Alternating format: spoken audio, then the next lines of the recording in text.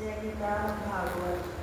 हे रावण, रासलीला करते समय श्री बाके बिहारी को इच्छा हुई तो वह जगने का प्रमाद मिटाने के लिए सब गोपियों सहित यमुना जल में बैठ गई। वहाँ पे गोपियों के साथ जल पीला करने लगे।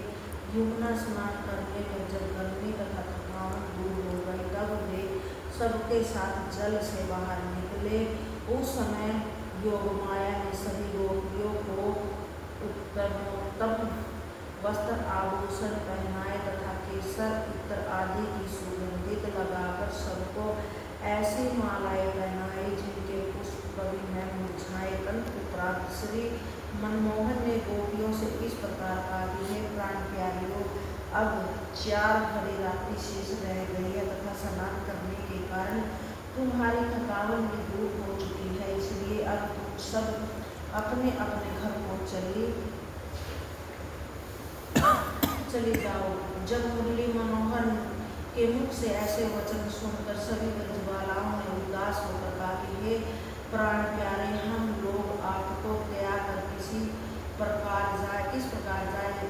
श्री ब्रजमोहन ने उत्तर दिया कि हे गोपियों, जिस प्रकार ऋषि मुनिगण अपने हृदय में मेरा ध्यान रखते सदैव ही तुम्हारे पास बना रहूंगा, यह सुनकर सब गोपियां अपने मन में धैर्य धारण करके आनंदतम श्री व्रजचंद्र जी से विदा होकर घर वालों को घोर निद्रा में नग्न देखा तो सबको ऐतन प्रशंसा हुई। श्री हरि की माया से उनके घर वालों को भी यह पता नहीं चला कि हमारी इष्टिया रात्रि में कहीं बाहर रही थी। इस बात श्री नंद नंदन कभी कभी गोपियों को बुलाकर उनके साथ रासलीला तथा वन विहार किया करते थे। इतनी कथा सुनकर राजा परीक्षित ने कहा कि हे मुनि श्रेष्ठ, मेरे मन में एक संदेह यह है कि श्री श्याम सुंदर ने तो पृथ्वी का भार हटाने तथा धर्म की रक्षा के लिए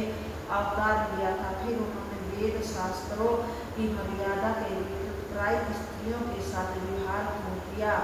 यह सुनकर सुखदेव जी ने उत्तर दिया कि हे परीक्षित, हम तुमसे गोपियों के जन्म का वृत्तांत पहले कह चुके हैं कि वे सब वेद की रचनाएं थी तथा श्री लक्ष्मी जी ने राधा रानी का अवतार लेकर श्री बाके बिहारी के साथ लीलाएं की थी, इसलिए उन्हें श्री कृष्ण जी से पृथक नहीं समझना चाहिए। श्री हरि निर्गुण स्वरूप है, उन्हें संसारिक बातों से कोई प्रयोजन नहीं रखता, अतः संसारिक मनुष्य को वेद शास्त्रों में वर्णित धर्म के अनुसार ही चलना चाहिए। श्री नारायण जी की लीलाओं में संदेह करना उचित नहीं है। श्री हरि का ध्यान लगाने के कारण बड़े बड़े ऋषि मुनि भी विख्यात हो जाते हैं, उन्हें सामान्य मनुष्य समझकर दोष लगाना उचित नहीं है। जिस प्रकार अशुद्ध वस्तु भी अग्नि में जलने से पवित्र हो जाती है, उसी प्रकार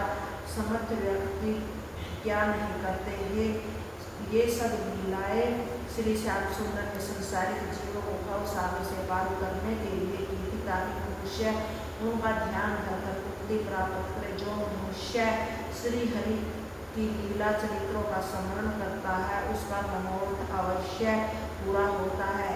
वे प्रभु सब में रमे हुए रहकर सबसे पृथक है। सब तीर्थों में स्नान करने से जो फल प्राप्त होता है, वही फल श्री गोपीनाथ का स्मरण करने से सहज सुलभ हो जाता है। हे परीक्षित, जो प्राणी इस रास पंचाध्याय की कथा को पढ़ता सुनता अथवा कहता है, वह सब पापों से छूटकर मुक्ति पद को प्राप्त करता है। जय गीता भागवत।